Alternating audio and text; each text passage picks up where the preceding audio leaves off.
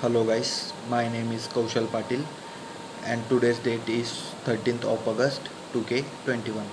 So our today's video topic is encapsulation in Java.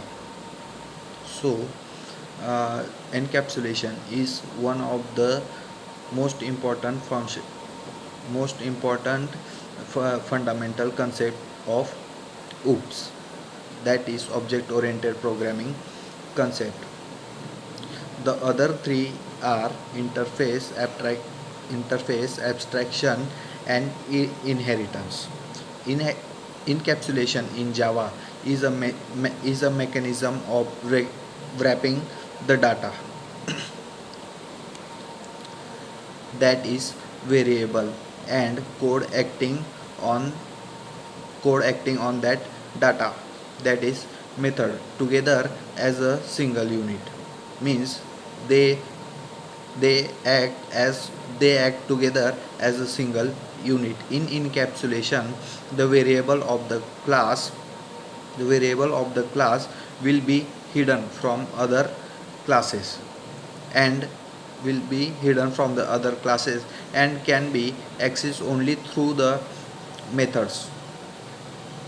accessed only through the methods of their current class. Therefore, it is also known as data hiding. It is also known as data hiding. So now we will see how to achieve encapsulation in Java. So the so first of all declare the variable of a class as private. Then provide public getter and setter methods to modify and view the variable values. Setter method like set name and then to uh, bracket, etc. Or if now we will see the benefits of encapsulation. So basically the field of a class can be made ready only or write only.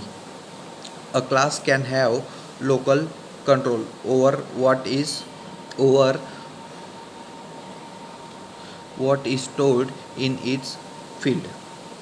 Now the next one is data hiding. The the users the user will have no idea about the inner implementation of the class. It will not be visible to the user. It will not be visible to the how the class is storing values in variables. The user will only know that we are passing the values to a setter method and variable are getting initialized with value. So the next one is increase increase flexibility. We know we know that we can make the variable of the class as read only or write only, but that can be only depend on our requirement. If we make if we make the if we make if we wish to make the method read only, then we have to omit the setter method like set name and then two bracket, that is opening bracket and closing bracket, etc. Or if we wish to the variable make the variable as write only, we have to omit get method, that is get method name and then two bracket, etc. In this way we can call getter and setter method. And and the next one is reusability. In encapsulation also improves the reusability and easy to change the new requirements. Easy to change the new requirements as per the demand. So we can also reuse the process. Then the next one is setting code is easy. In this, encapsulation code is easy to test for unit testing. It is easy for unit testing. The standard apps like Eclipse are providing the facility to the standard apps like Eclipse are providing the facility to generate the getter and setter method. So it is easy and fast. It becomes a bit easy and fast to create an encapsulation class in Java. So the first type of encapsulation is member variable encapsulation. In object oriented programming system, all data members should be declared as private member of class. Any object wishing to modify view the values of the data members should use setter and getter function, so that you are most likely known as a data member encapsulation. So this is called as member variable encapsulation. So the next type of encapsulation is functional encapsulation. This this the functional encapsulation is mostly used only for internal implementation of your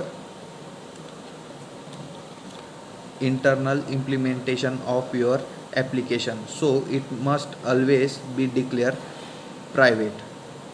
So this is called as functional encapsulation, which is only used for internal implementation. The next one is class encapsulation. uh, Class encapsulation. In the class encapsulation, classes used for internal implementation of application. Me, classes used for internal implementation of application, they should be hidden from your users.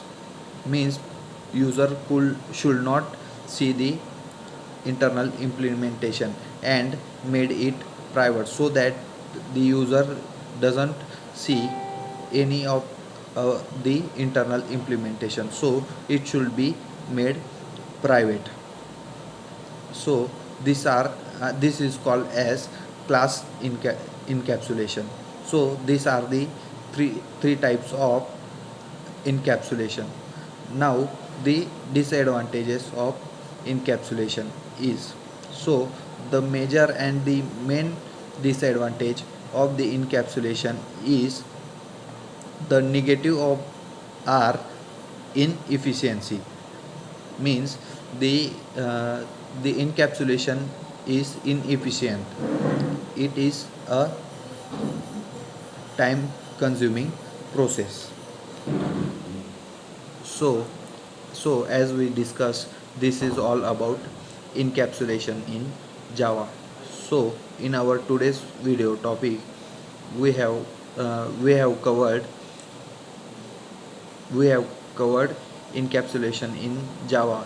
In that, we have see what is encapsulation. Then we have see how to achieve encapsulation in Java. After that, we have took a we have took a overlook on types of encapsulation in Java, and then at last we have see a disadvantage of encapsulation. So this is all about encapsulation in Java. Thank you and have a great day. So best luck, guys.